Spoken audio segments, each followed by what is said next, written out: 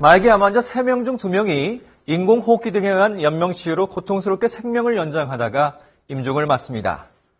품위는 죽음을 맞을 수 있게 하는 등 말기 환자와 가족에게 총체적인 돌봄 서비스를 제공하는 게 호스피스인데요. 이런 호스피스 정책이 11년째 겉돌고 있습니다.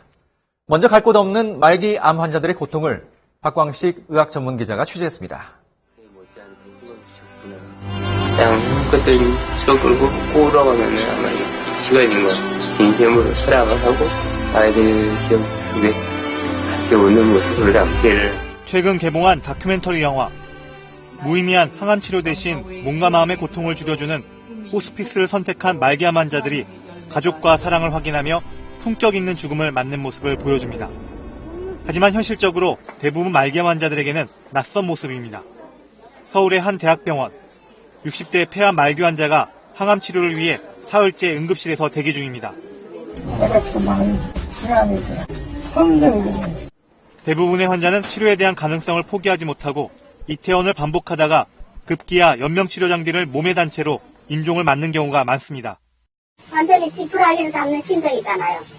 항암 치료를 받는 환자의 숨지기 직전 한 달 진료비는 평균 1,400만 원. 호스피스 완화 의료를 선택한 환자보다 2.5배 높습니다. 하지만 호스피스 치료를 받고 싶어도 입원조차 쉽지 않은 게 현실입니다.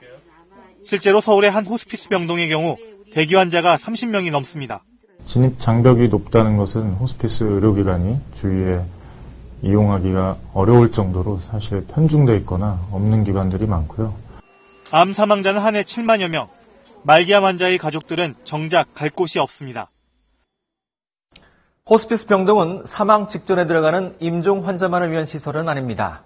완치 가능성은 없지만 통증이나 부작용이 심한 말기암 환자가 통증 조절 등을 통해 남은 삶의 질을 높일 수 있는 곳입니다.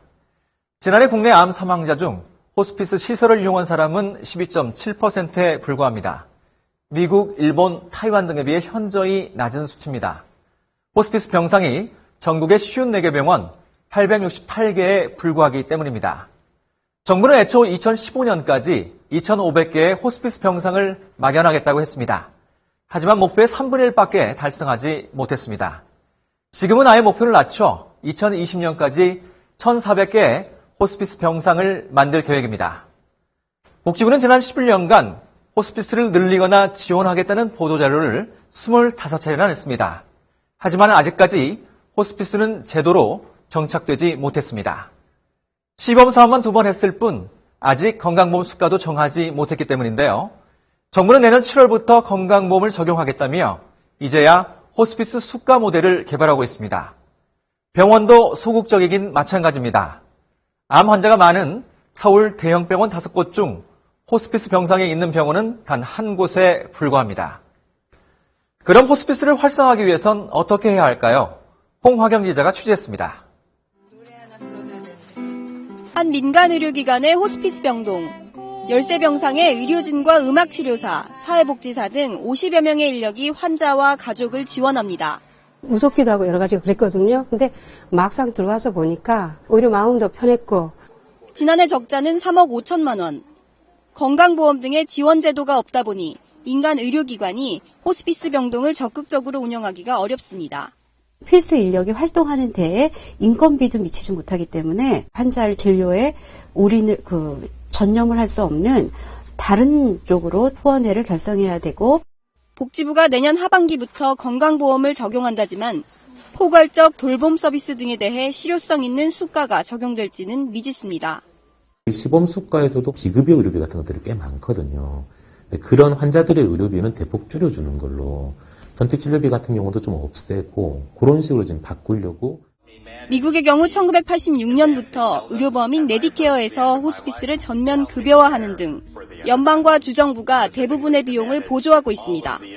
이처럼 정부가 호스피스에 대한 사회적 인식을 개선하고 시급히 지원 체계를 만들어야 한다는 지적이 나옵니다. 호스피스의 열정을 가지고 일하시는 분들이 다 지쳐 있어요. 재정적 지원이라든지 법률적 체계, 그다음에 이런 어떤 재단이라든지 이런 것들을 행정적인 마무리가 이제 돼야 되고.